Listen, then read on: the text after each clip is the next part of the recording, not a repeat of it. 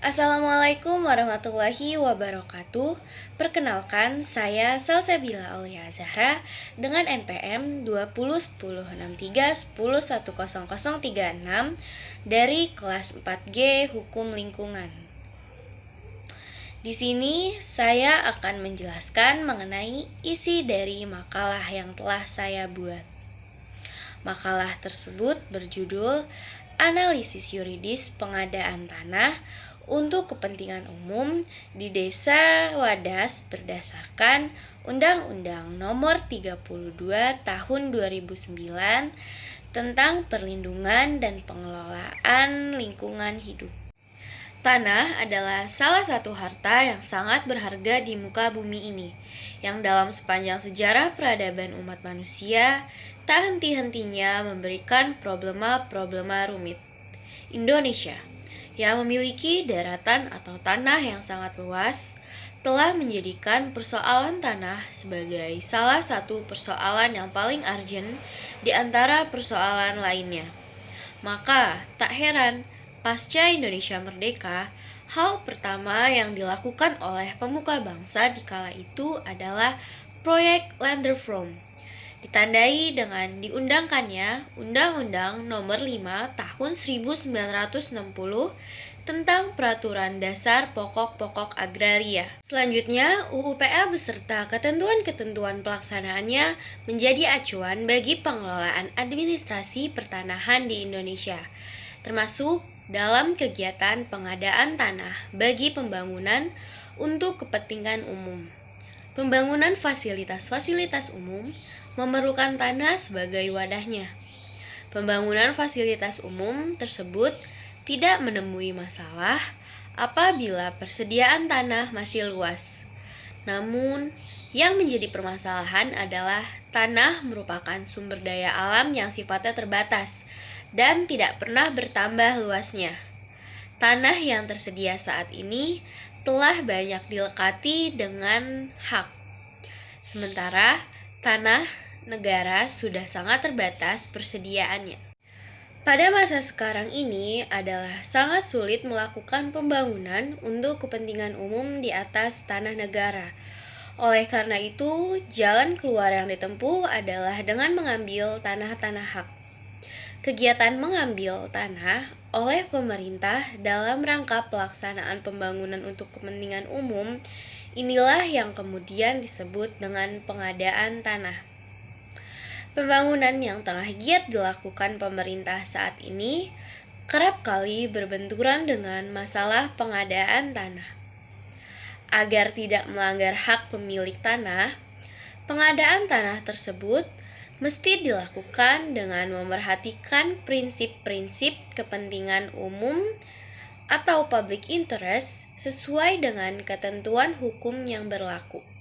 Potensi dan manfaat Bendungan Bener juga akan menjadi lokasi wisata, area perikanan dan konservasi daerah aliran Sungai Bogowonto bagian hulu. Hal penting yang perlu diperhatikan dalam pengadaan tanah bagi kepentingan umum adalah kesepakatan antara pihak pemegang hak atas tanah kepada pihak instansi yang membutuhkan tanah dengan mekanisme konsultasi publik atau yang dikenal sebagai musyawarah. Sedangkan pada proses konsultasi publik atau musyawarah dalam pengadaan tanah untuk Bendungan Bener di Desa Wadas tidak berjalan dengan lancar. Hal ini disebabkan warga Desa Wadas, Kabupaten Purworejo menolak lahan tanah mereka dijadikan objek pengadaan tanah bagi pembangunan Bendungan Bener. Bendungan Bener merupakan proyek nasional yang telah ditetapkan melalui Peraturan Presiden Nomor 56 Tahun 2013 tentang perubahan keempat atas Peraturan Presiden Nomor 24 Tahun 2010 tentang kedudukan tugas dan fungsi Eselon 1 Kementerian Negara. Surat Keputusan Gubernur Jawa Tengah Nomor 590/41/2018 tentang izin penetapan lokasi Bendungan Bener dan Surat Keputusan Gubernur Jawa Tengah Nomor 660/1/20 tahun 2018 tentang izin lingkungan rencana pembangunan bener. Kawasan Bendungan Bener berada di atas tanah seluas 500 hektar. Sekitar 3096 masuk wilayah Kabupaten Purworejo dan selebihnya wilayah Kabupaten Wonosobo. Untuk wilayah Kabupaten Purworejo, sedikitnya ada 7 desa di Kecamatan Bener yang terdampak langsung pembangunan, yaitu Desa Wadas, Desa Bener, Desa Kedung, Desa Loteng, Desa Laris, Desa Limbangan, Desa Guntur, dan Desa Karangsari. Sementara, satu desa lainnya berada di Kecamatan Gebang, yaitu Desa Kemiri. Air dalam bendungan nantinya akan digunakan untuk melayani area irigasi seluas 15.519 hektar serta suplai air baku sebesar 1.500 liter per detik untuk Kabupaten Purworejo, Kabupaten Kebumen, dan Kabupaten Kulon Progo. Selain itu juga akan difungsikan pembangkit listrik tenaga air atau PLTA untuk menyuplai energi listrik sebesar 6 MW. Bendungan juga akan menjadi lokasi wisata, area perikanan, dan konservasi daerah aliran Sungai Bogowonto bagian hulu. Pengadaan tanah ini, tanah yang akan dibebaskan sebagian besar adalah tegala, ladang, dan sawah. Sedangkan rumah warga yang berhak atas tanah hanya sekitar belasan. Pembebasan tanah makam hanya beberapa, dan nanti akan dipindahkan sesuai kesepakatan. Pengadaan tanah tidak hanya membebaskan tanah warga saja, juga ada tanah milik pemerintah desa, tanah kas desa, atau wakaf. Polemik proyek pembangunan Bendungan Bener yang termasuk dalam proyek strategis nasional sebagaimana ditetapkan melalui Peraturan Presiden Nomor 56 Tahun 2018 merupakan bukti penyelewengan negara dalam mewujudkan kesejahteraan dan keadilan. Diperparah dengan dikeluarkannya Surat Keputusan Gubernur Jawa Tengah Nomor 590/41 Tahun 2018. SK tersebut menyatakan bahwa Desa Wadas akan dialokasikan sebagai lokasi pertambangan kuari batuan andesit. Pada 5 Juni 2020, SK tersebut diperpanjang melalui SK Gubernur Jateng Nomor 539/29 Tahun 2020 tentang perpanjangan atas penetapan lokasi pengadaan tanah bagi pembangunan Bendungan Bener di Kabupaten Purworejo dan Kabupaten Wonosobo. Kemudian memicu protes keras dari warga, aktivis lingkungan, dan berbagai aliansi.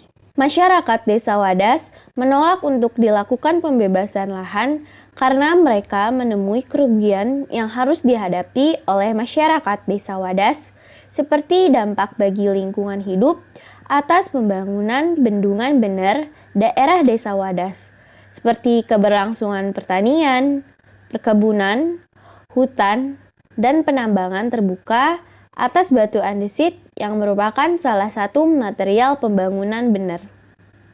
Selain itu, pelestarian flora dan fauna yang terancam. Dampak penambangan terbuka dari batu andesit menurut ahli konstruksi bendungan Universitas Gadjah Mada menyatakan bahwa dampak bagi lingkungan hidup atas penambangan terbuka bagi pengadaan material pembangunan bener ialah hancurnya lahan pertanian milik warga, keragaman hayati yang ada menjadi hilang, serta 11 desa akan terdampak atas penambangan ini. Kontroversi atas konservasi yang akan dilakukan atas pembangunan bendungan dan pengadaan pertambangan batu andesit yang berdampak pada 11 desa yang ada di wilayah Kabupaten Purworejo. Berdasarkan Undang-Undang Nomor 2 Tahun 2012 tentang pengadaan tanah bagi pembangunan untuk kepentingan umum atau UPA. Pengadaan tanah bagi pembangunan kepentingan umum yang pelaksanaannya dilakukan mengedepankan prinsip kemanusiaan, demokratis, dan adil. Kemudian fakta lain di lapangan, mengungkapkan bahwa Desa Wadas memiliki berbagai komoditas alam yang menunjang perekonomian warganya.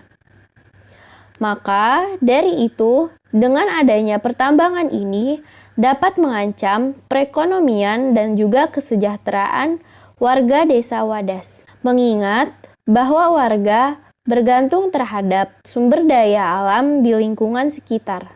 Persoalan aspek hukum dengan adanya pertambangan ini bermula dari warga yang tidak dilibatkan dalam proses penyusunan AMDAL yang tertera dalam UU PLH yang telah diubah dengan UU Cipta Kerja dan Peraturan Menteri LH 17/2012. Dokumen AMDAL antara pertambangan dengan bendungan yang digabung bertentangan dengan Pasal 2 UU PPLH dan Permen LH 5/2012. Hal ini tentu melanggar asas dan konsep pada UU. Persoalan pelanggaran hukum pun tidak melulu mengenai penyimpangan proses pembangunan. Tetapi terdapat persoalan lain yang melanggar hak asasi manusia. Perlawanan yang dilakukan oleh warga Desa Wadas untuk menuntut keadilan mendapat tindakan sewenang-wenang yang represif dari aparat. Terdapat 11 orang ditangkap dan 2 diantaranya merupakan anggota LBH Yogyakarta yang membantu advokasi permasalahan Desa Wadas kepada lembaga terkait. Selain itu, terdapat 9 orang luka-luka akibat dari bentrokan warga yang menuntut keadilan dengan aparat. Pada 7 Juni 2021, Gubernur Jawa Tengah Ganjar Pranowo menerbitkan SK 590/20 tahun 2021 mengenai pembaharuan izin penetapan lokasi pengadaan tanah untuk pembangunan bendungan bener yang dinilai cacat secara substansi maupun prosedural.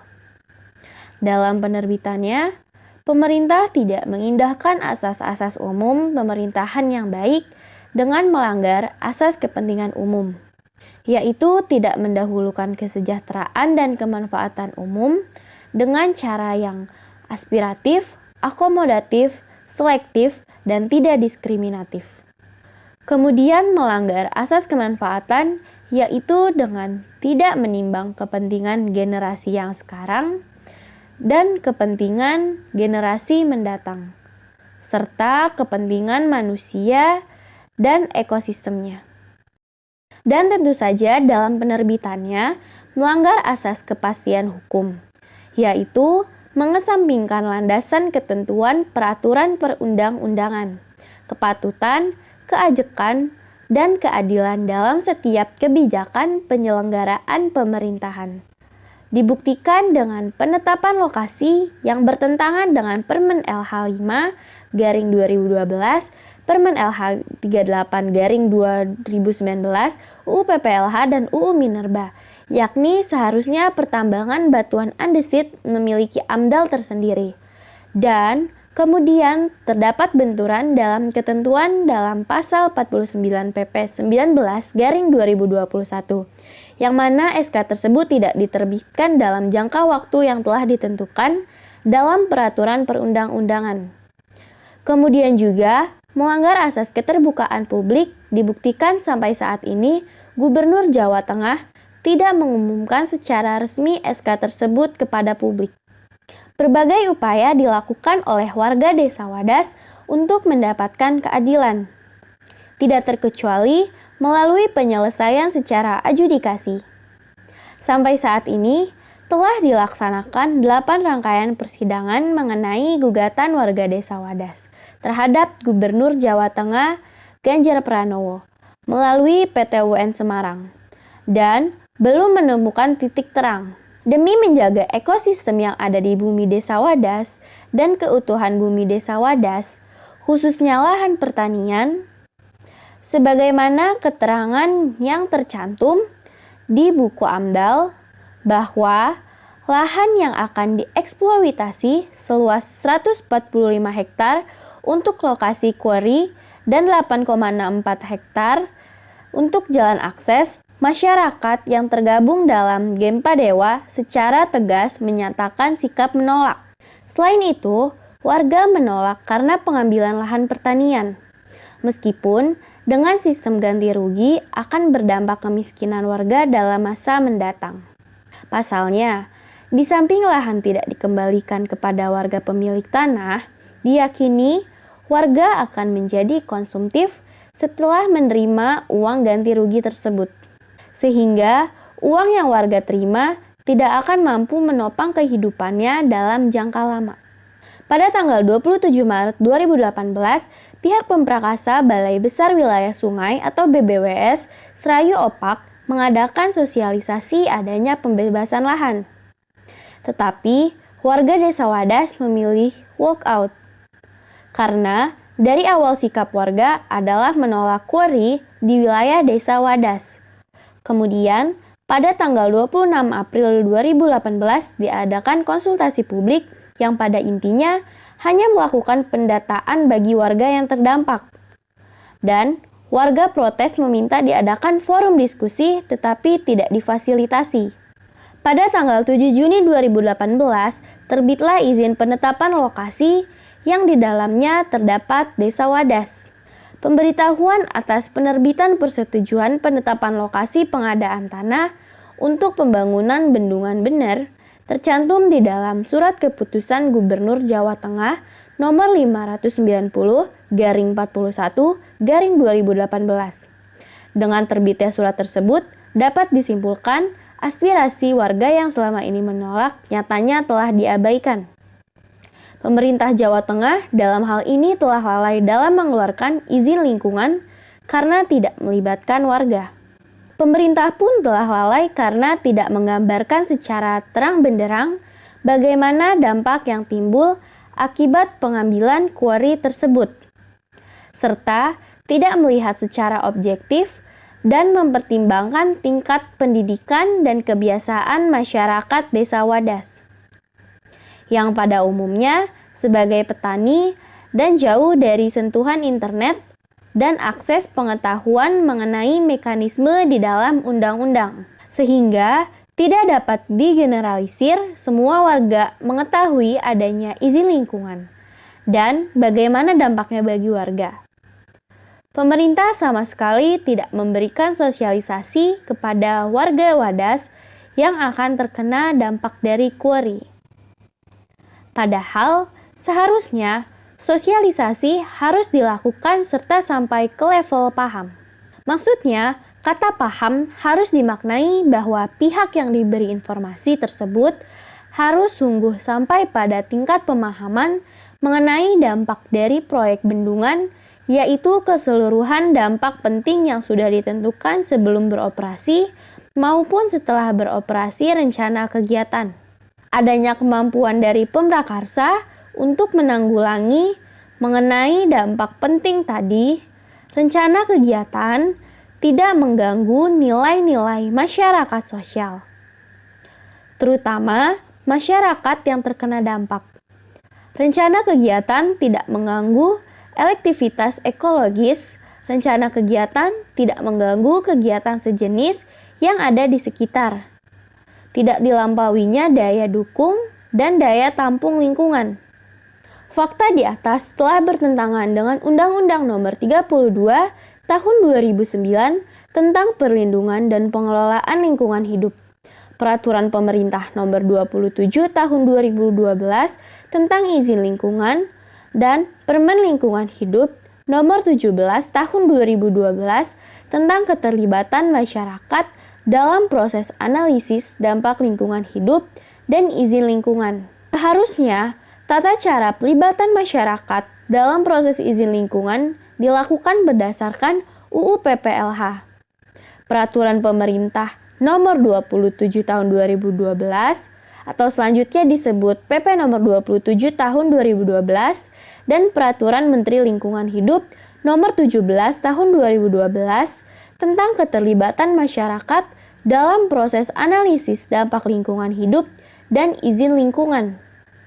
Tentang proses pelibatan masyarakat dalam penyusunan dokumen AMDAL dan penerbitan izin lingkungan telah menyebabkan warga Desa Wadas tidak mendapatkan informasi mengenai rencana usaha dan atau kegiatan yang berdampak penting terhadap lingkungan. Masyarakat tidak dapat menyampaikan saran, pendapat, dan atau tanggapan atas rencana usaha dan atau kegiatan yang berdampak penting terhadap lingkungan. Masyarakat tidak dapat terlibat dalam proses pengambilan keputusan terkait dengan rekomendasi kelayakan atau ketidaklayakan atas rencana usaha dan atau kegiatan yang berdampak penting terhadap lingkungan. Tidak dilakukannya kewajiban pemerintah Jawa Tengah dan Pemrakrasa untuk melibatkan masyarakat dalam proses penerbitan izin lingkungan, sebagaimana disebutkan menunjukkan bahwa pemerintah tidak memberikan akses informasi yang benar, jujur, dan tidak diskriminatif bagi warga Desa Wadas dalam penerbitan izin lingkungan. Maka dapat disimpulkan bahwa penerbitan izin lingkungan bertentangan dengan asas keterbukaan. Berdasarkan dari uraian tersebut, Gerakan Masyarakat Peduli Alam Desa Wadas atau Gempa Dewa mendesak dan menuntut pemerintah untuk mencabut keputusan Gubernur Jawa Tengah nomor 591/41/2018 tentang izin penetapan lokasi bendungan. Mencabut surat keputusan Gubernur Jawa Tengah nomor 660.1/20 tahun 2018 tentang izin lingkungan rencana pembangunan benar. Menolak segala bentuk eksploitasi alam terkhusus di Desa Wadas. Menolak segala bentuk intimidasi terhadap warga yang memperjuangkan hak atas lingkungan hidup, terkhusus warga masyarakat Desa Wadas. Pengadaan tanah adalah kegiatan menyediakan tanah dengan cara memberi ganti kerugian yang layak dan adil kepada pihak yang berhak. Berdasarkan Undang-Undang Nomor 2 Tahun 2012 tentang pengadaan tanah bagi pembangunan untuk kepentingan umum atau selanjutnya disebut Undang-Undang Pengadaan Tanah. Pengadaan tanah bagi pembangunan untuk kepentingan umum ditujukan untuk menjamin terselenggaranya pembangunan untuk kepentingan umum yang pelaksanaannya dilakukan dengan mengedepankan prinsip kemanusiaan, demokratis, dan adil. Bahwa setidaknya ada 2 rezim undang-undang yang digunakan oleh pemerintah dan Pemrakrasa dalam menjalankan proyek bendungan bener, yaitu rezim Undang-Undang Nomor 32 Tahun 2009 tentang Perlindungan dan Pengelolaan Lingkungan Hidup atau UU PPLH 2009 dan rezim Undang-Undang Nomor 12 Tahun 2012 tentang pembebasan lahan untuk kepentingan umum. Lingkungan hidup itu sendiri sesuai dengan pengertian UU PPLH 2009 memasukkan unsur manusia dan segala perilakunya. Oleh sebab itu, manusia sebagai subjek lingkungan hidup memiliki peranan vital yang meliputi hak dan kewajiban maupun berperan serta atas kelangsungan lingkungan hidup. Hak atas informasi lingkungan yang merupakan konsekuensi logis dari hak berperan serta masyarakat dalam pengelolaan lingkungan hidup. Sesuai dengan pasal 65 ayat 1 sampai dengan ayat 5 UU PPLH 2009, maka dapat ditemukan suatu fakta bahwa hak-hak yang terdapat dalam bidang lingkungan hidup adalah yang pertama, hak atas lingkungan hidup yang baik dan hak mendapatkan pendidikan lingkungan hidup. Kemudian, hak untuk mengakses informasi, akses partisipasi, dan akses keadilan dalam memenuhi hak atas lingkungan hidup yang baik dan sehat. Kemudian, mengajukan usul dan atau keberatan terhadap rencana usaha atau kegiatan yang diperkirakan dapat menimbulkan dampak terhadap lingkungan hidup. Kemudian, hak untuk berperan dalam perlindungan dan pengelolaan lingkungan hidup. Dan yang terakhir, hak melakukan pengaduan akibat dugaan pencemaran dan atau perusakan lingkungan hidup. Sekian penjelasan dari tugas makalah yang telah saya buat. Mohon maaf apabila terdapat kesalahan dalam perbuatan atau kata, baik yang disengaja ataupun tidak. Terima kasih. Wassalamualaikum warahmatullahi wabarakatuh.